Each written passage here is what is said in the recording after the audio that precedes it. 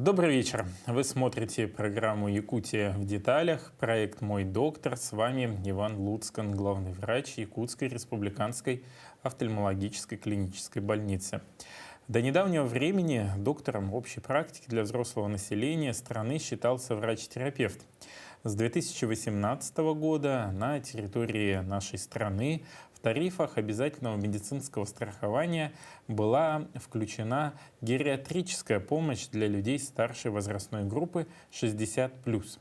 Именно тогда многие узнали о существовании такого специалиста, как гериатр, и о науке геронтологии в целом.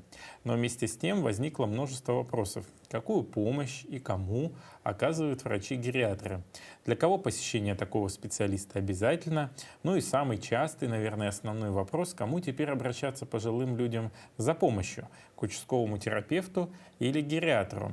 Об этом и не только мы поговорим сегодня с нашей гостьей, врачом-гериатром Республиканской клинической больницы номер 3 Евгенией Амосовой. Добрый вечер, Евгения Егоровна. Ну, давайте расскажем немного нашим телезрителям о различии между геронтологией, репитером и о том, как попасть к вам на прием и кому все же обращаться в первую очередь: возрастным пациентам, к терапевту, а потом к гериатру. Знаете, вот геронтология — это наука о старении, а гериатр — это врач, который уже лечит пациентов. В этом и как раз заключается различие. И к вопросу о том, что все-таки кому обратиться сначала, к врачу-терапевту или гериатру, то нужно сначала подойти к врачу-терапевту, потому что все-таки все пациенты, поток пациентов направляется туда. И врач-терапевт при помощи скринингового теста «Возраст не помеха», который состоит из 7 пунктов, выяснит, есть ли у данного пациента проблемы, связанные, относящиеся к гериатрии. Если по этой шкале получится 3 положительных ответа, то его направят на прием к гериатру. Вот таким образом. Просто очень. Ну вот тогда наверняка есть и простой ответ на вопрос, почему 60+, почему не 55+, почему не 70+. Вот Всемирной организацией здравоохранения установлена определенная градация возраста. До 60 лет считается средний возраст, а с 60 до 75 это уже пожилые. Таким образом, получается, что 55 лет — это средний возраст, им еще рано идти к гериатру, и начиная с 60 лет пациенты направляются уже к гериатру. Вот нас смотрят все-таки люди из разных уголков нашей республики. Вот чтобы им понять, надо ли обратиться к гериатру, нужна ли только анкета, или же есть какие-то предпосылки к тому, что нужен специалист в области старения?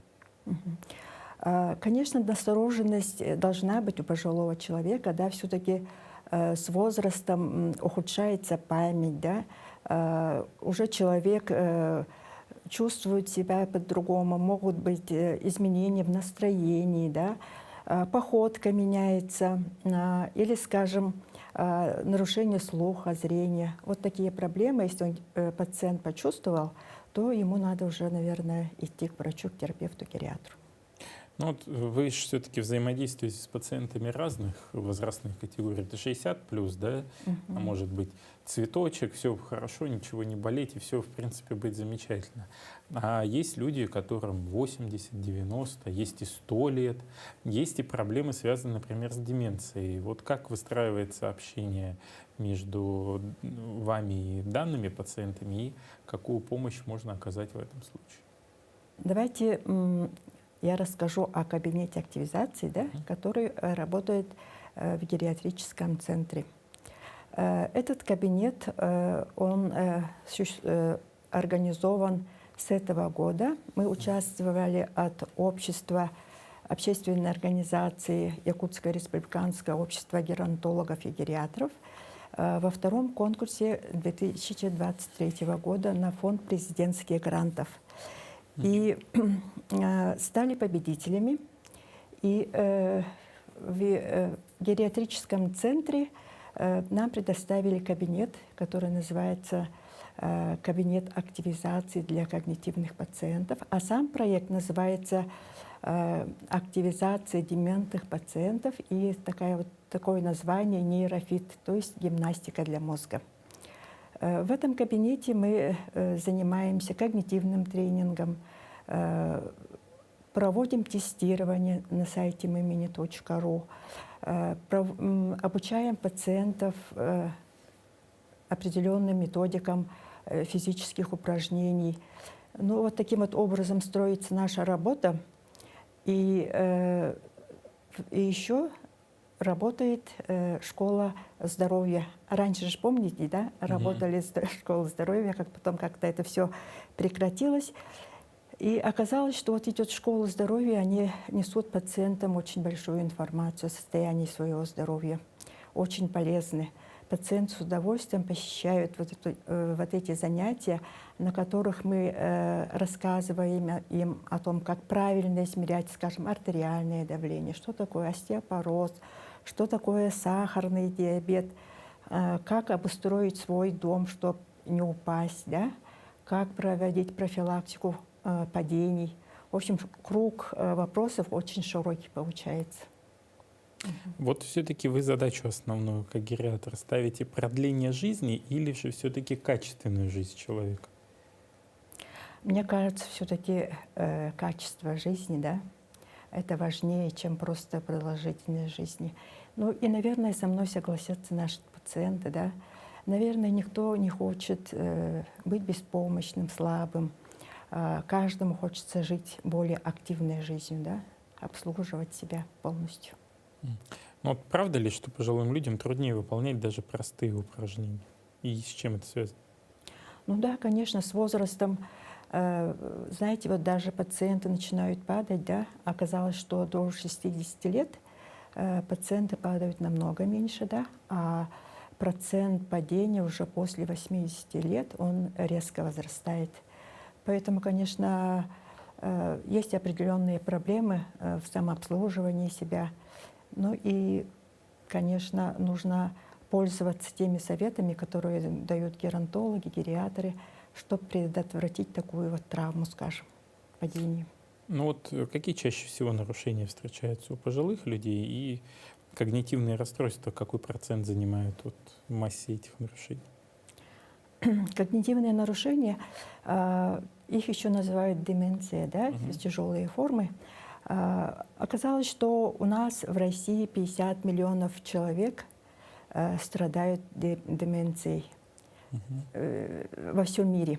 А в России эта цифра уже 2 миллиона. Ого. Да, это очень большая цифра. И проведены еще такие исследования у нас в Якутии. Например, Республиканская клиническая больница работает по программе ЧИП-ДИК, что с якутского означает «здоровый», «здравие». И проведено было исследование в некоторых поликлиниках Якутска и в некоторых улусах. И оказалось, что вот распространенность когнитивных нарушений у пожилых пациентов очень высокая. Подобное же исследование было проведено, инициировано общественной организацией Якутское республиканское общество геронтологов-гериатров «Ярок» в доме инвалидов, который расположен в Усть-Алданском улусе. И у них, в соответствии с маршрутизацией когнитивных пациентов, они же попадают рано или поздно в дома инвалидов, и оказалось, что у них половина пациентов страдает когнитивными нарушениями. Ну и с возрастом, конечно, эта цифра только увеличивается. Вот как можно вовремя тогда распознать, например, болезнь Альцгеймера?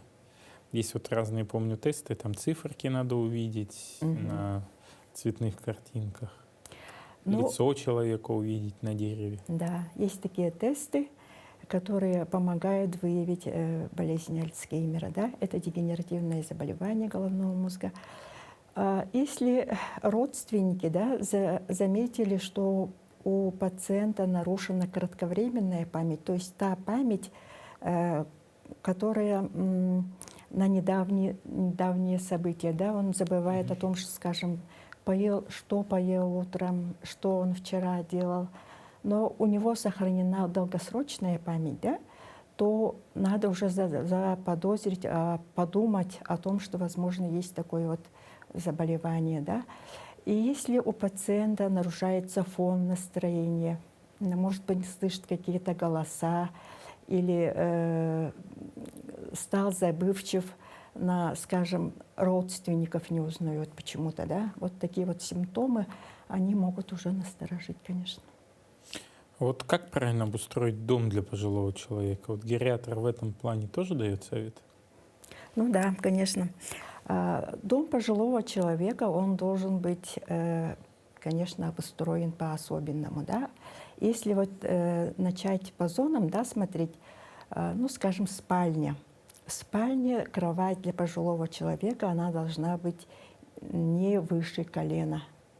Потому что, чтобы пациенту пожилому было удобно вставать или ложиться, рядом с кроватью, желательно на тумбочке, скажем, ставить на ночь обязательно стакан с водой, чтобы ночью пациент не вставал с кровати, не шел на кухню, не спотыкался, да. И есть теперь такие очень умные лампы, называются светильники с датчиком движения. Они включаются, когда человек встает с кровати или только садится, они включаются, и не надо идти там в потьмах, включать этот выключатель. Очень удобно. Ну и тут еще, наверное, нужно в этой связи сказать о обуви пожилого человека.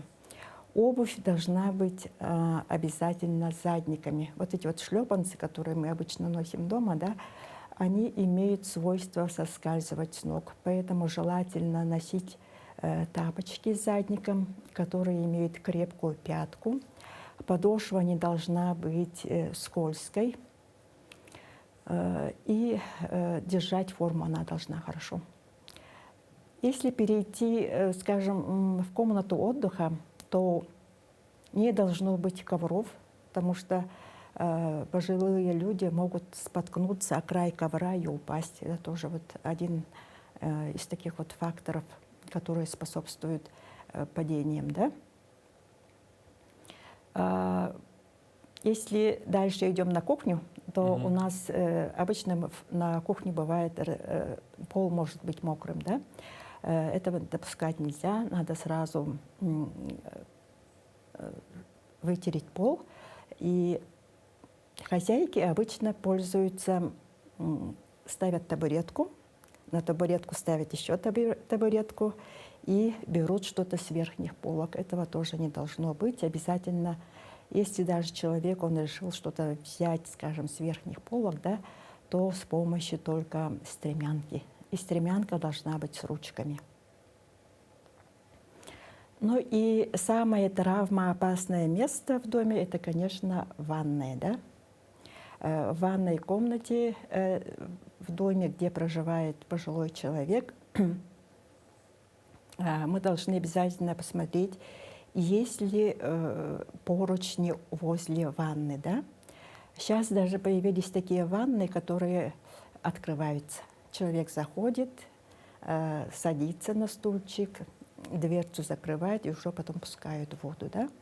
А вообще рекомендуют желательно мыться в душевых кабинах. Это, конечно, намного удобнее. В душевую кабину можно даже заехать на коляске. Есть еще определенные насадки на унитаз, чтобы пожилому человеку можно было удобно садиться, потом вставать с него. Ну и, конечно, поручни должны быть везде. Вот таким вот примерно образом должен быть обустроен дом пожилого человека.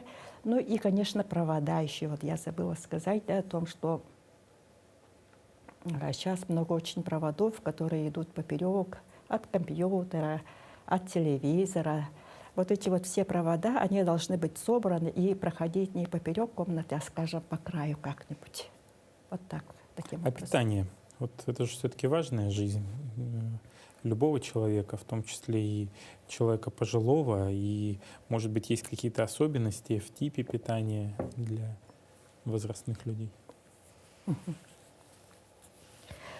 Когда вот я проходила обучение в весенней школе практической гериатрии, это был 15-й год, и гериатрия фактически только-только у нас начинала развиваться, да, только набирала темпы. Мы-то получили свое образование еще в 2013 году. Министерство соцзащиты организовало курсы обучения терапевтов, которые работают в домах инвалидов.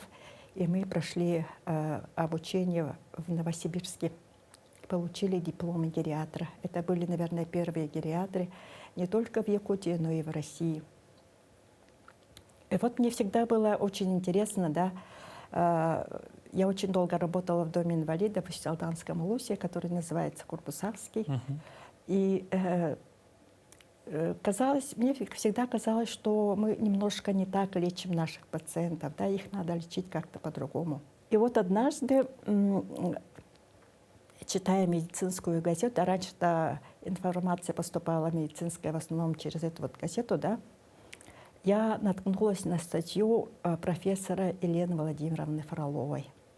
Называлась она «Комплексная гериатрическая оценка на амбулаторном этапе». Это где-то было 12-13 год, 10 лет назад. И в этой статье вот я как раз нашла ответы, которые меня всегда интересовали. Что такое деменция, как лечить когнитивных пациентов, что делать с пациентами, которые часто падают у нас. Да?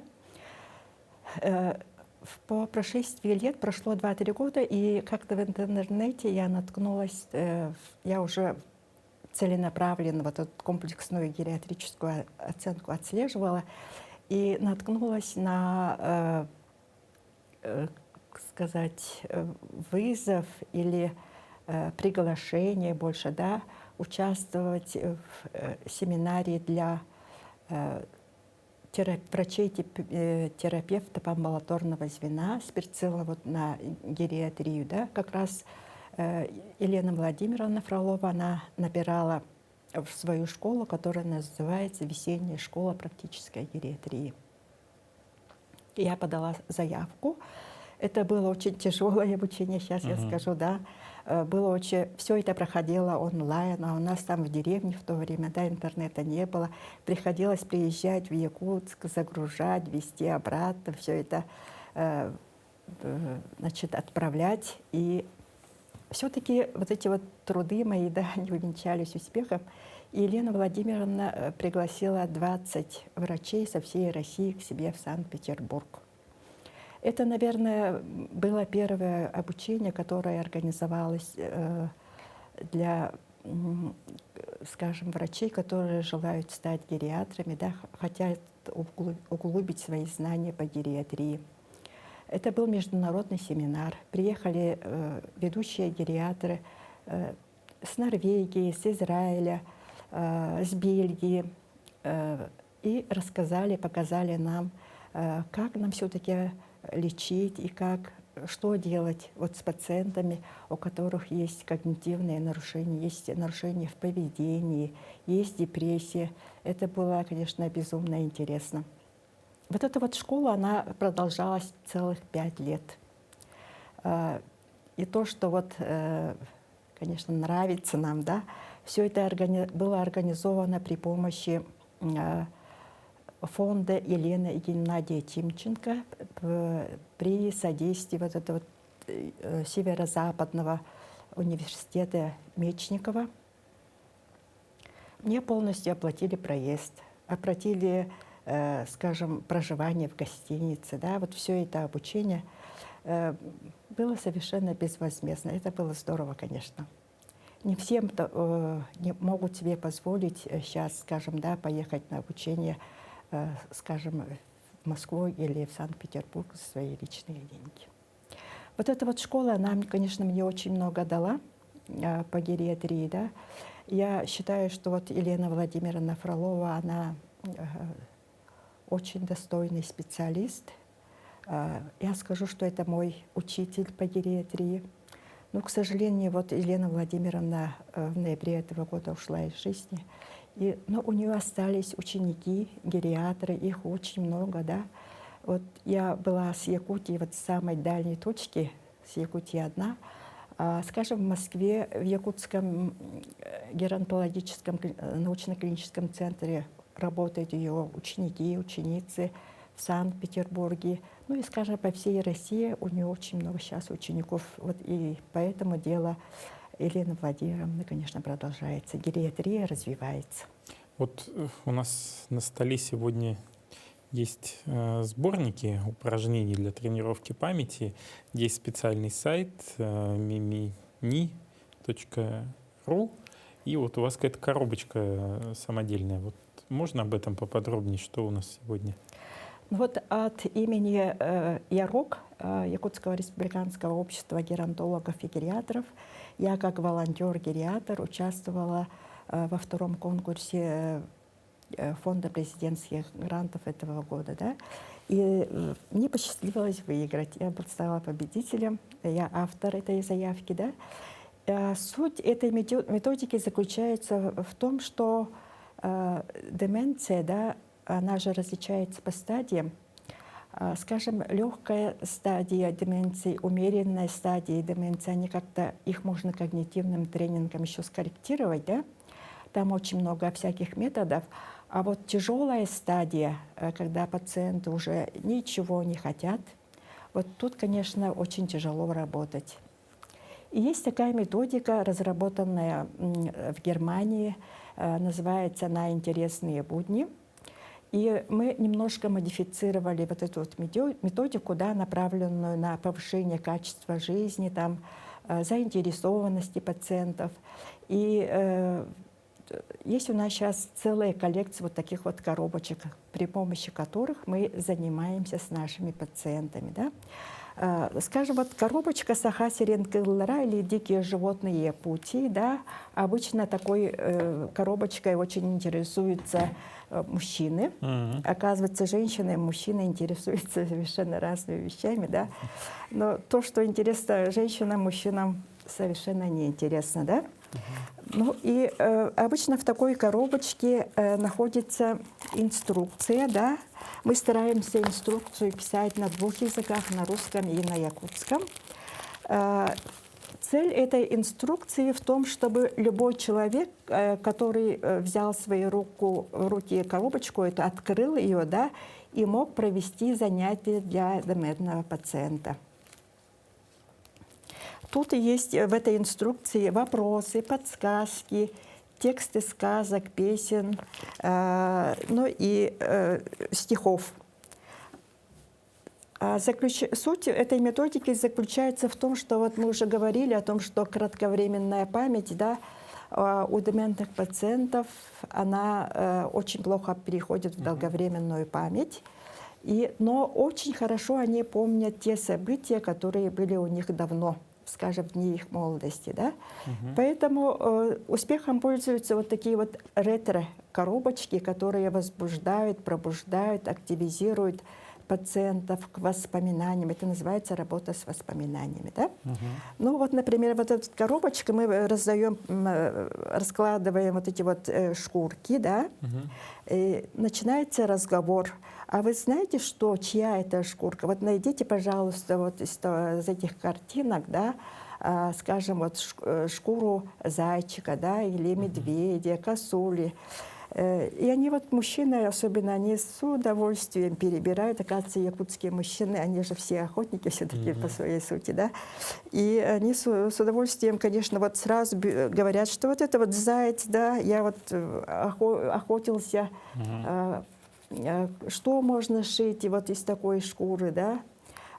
Раньше шили же такие одеялки для новорожденных с недостаточным весом.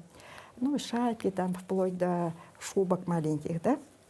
Ну, и вот таким вот образом завязывается разговор на тему охоты, на тему вот этих вот животных. И человек где-то минут на 10, на 15, а вот тяжелые дементные, они могут только внимание свое удержать где-то максимум минут 15-20. Вот в это время мы успеваем с ними поговорить об этом. Таких коробочек у нас около 20. там есть коробочки отпуск, когда мы говорим с пациентами, как они проводили отпуск, да. Там есть шишечки, есть камешки, о том, что вот говорим, ездили куда-нибудь на море, в санаторий, да. Есть у нас такая коробочка, которая называется «Фрукты», да.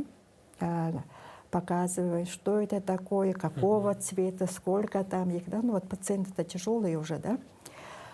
Вот эти вот коробочки, они, конечно, нам очень помогают. Вот на этих коробочках, на коробочках адаптивной памяти, на работе с воспоминаниями как раз построен наш проект.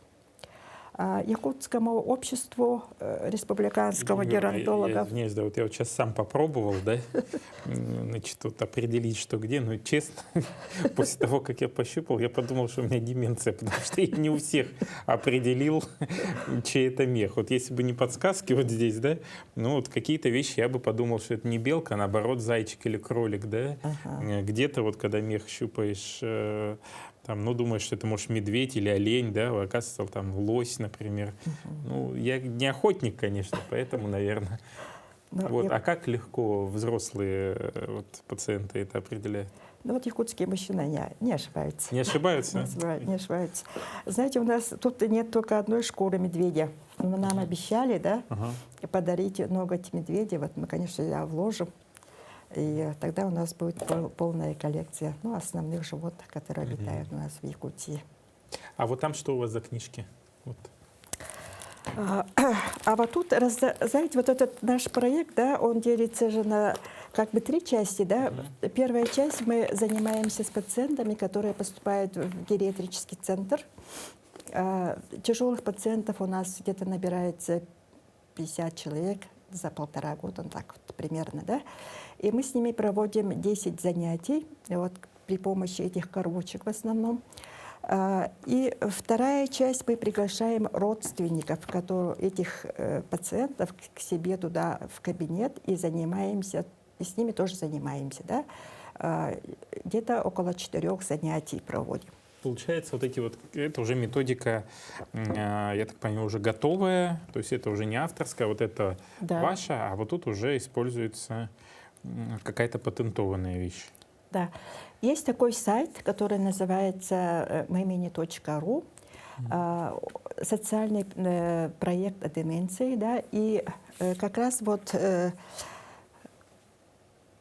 можно пройти тестирование на этом сайте, да, выяснить, имеется ли у меня деменция или нет, или пройти тестирование за своего близкого родственника, тоже выяснить, да. И там же рядом есть такой раздел, который называется «Упражнения». В зависимости от полученных результатов мы набираем вот эту вот, ставим галочку там, и выходят упражнения. На этом сайте самая богатая, скажем, коллекция упражнений по когнитиву. И, значит, в этих сборниках как раз есть упражнения, которые рекомендованы для пациентов, страдающих деменцией. Вот такие вот сборники мы раздаем своим пациентам, их родственникам после прохождения обучения в школе родственного ухода. И есть еще 3-я часть проекта, который мы проводим в одном из домов интерната в Усть-Салданском Улусе.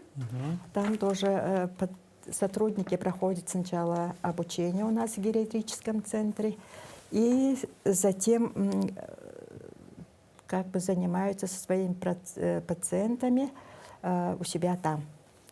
А как я уже говорила, да, вот процент пациентов, которые проживают в домах инвалидов, нарушение когнитивной деменции очень высок. Поэтому им обязательно нужно как раз вот этим вот заниматься. А Якутское республиканское общество геронтологов и гериатров, которое возглавляет Ольга Викторовна Татаринова, да, главный врач РКБ-3, вот как раз инициировала вот этот проект, очень нужный, мы считаем, для пожилых пациентов.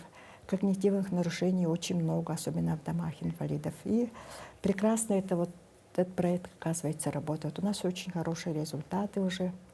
Мы идем даже немножко с опережением. Мгм. Родственники очень довольны. А вот вы-то идете с проектом с опережением, а у меня обратный вопрос. А вот как не опережать старость и затормозить ее? Вот есть какие-нибудь универсальные советы? Да, есть, конечно, да.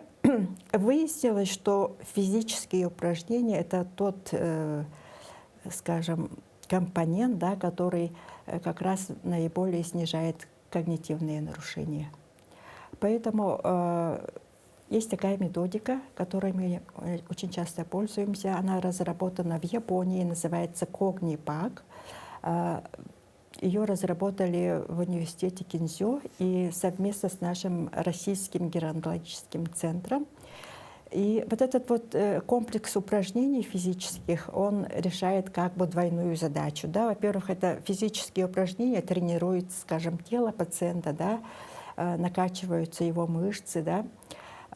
И вторая часть, когда во время вот этих вот упражнений, которые он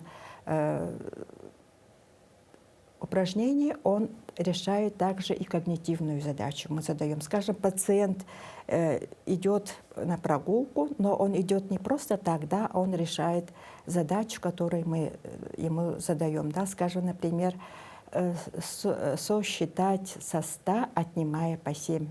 На каждом шагу он должен уже Там говорить. 193 и так далее, да? Да, 86 и так далее. Да? Но когнитивные задачи могут быть совершенно разными. Назвать, скажем, 10 женских имен, ну это уже попроще, да? Назвать 10 цветов, цветы или цвет какой-нибудь красный, зеленый, да? Ну, таких задач когнитивных, конечно, можно придумать множество. Да? Что у вас в холодильнике, да? Скажите, пожалуйста. Скажем, он делает упражнение вот на верхний пояс, и в то же время он пересказывает то, что он ел на завтрак. Скажем, бутерброд с маслом, или кёрчах, чай с молоком, ну и вот так далее. Да? Но это очень здорово, потому что не просто так, это же делать иногда физические упражнения, ну, механические бывает тоже затруднительно, не совсем интересно. Но если в то же время, скажем, загружается голова, то уже это намного интереснее получается. Вот в завершении нашей беседы, наверное, такой, есть ли у нас краевая какая-то патология, с чем чаще обращаются пожилые люди? Вот мы заметили, что все-таки у нас в Якутии, ну это связано, наверное, с климатом, то у нас больше заболеваний суставов. Очень много пациентов обращаются, вот мы и сами смотрим. Знаете, это очень опасно, потому что когда вот у пациента заболевание суставов, он предрасположен к падениям. А это один из основных гериатрических синдромов, с которыми нужно бороться, потому что падения, они как бы усложняют жизнь пациента, да? Это может даже привести к смерти его. Оказалось, что вот падение до 60 лет там небольшой процент, а если человеку 80, то это процент уже намного больше. Ну и летальность, скажем, после перелома шейки бедра, она достигает 25%. Поэтому, конечно, с этим надо бороться обязательно. Спасибо вам большое, Евгения Егоровна, что подошли в студию. Очень интересные проекты, которые нашли отражение в победе в фонде президентских грантов. Конечно, это заслуживает большого уважения, тот труд, который вы проводите, и то, что вы столько уделяете внимания нашим пожилым гражданам, конечно, это большая ваша личная заслуга и в целом коллектива Республиканской клинической больницы номер 3, где есть профильное отделение гериатрическое. И мы, коллеги, прекрасно понимаем, что все хотят попасть в гериатрический центр. Это вот все говорят, вот мы хотим туда, там хорошие условия. Но это, конечно, благодаря коллективу и руководству больницы. Поэтому вам удачи в вашем благородном труде, и пусть все у вас будет получаться, и новые проекты, и новые идеи всегда будут насыщаться в вашем коллективе. Желаю всем, конечно же, успехов в работе, медицинским работникам, пациентам, которые мы сегодня обсуждали. Это пациенты 60+, чтобы вы доживали все до 100 лет и больше, при этом сохраняли максимальное свое здоровье. Мы сегодня беседовали с нашей гостьей, врачом-гериатром Республиканской клинической больницы номер 3 Евгенией Егоровной Амосовой по вопросам, связанным с гериатрией, с оказанием в целом гериатрической помощи. Надеюсь, что выпуск вам понравился, он был интересен. Смотрите нас по будням в 19:15. Мы рассказываем то, о чем живет здравоохранение Республики Саха-Якутия. Оставайтесь здоровыми и счастливыми. Всего вам доброго и до свидания.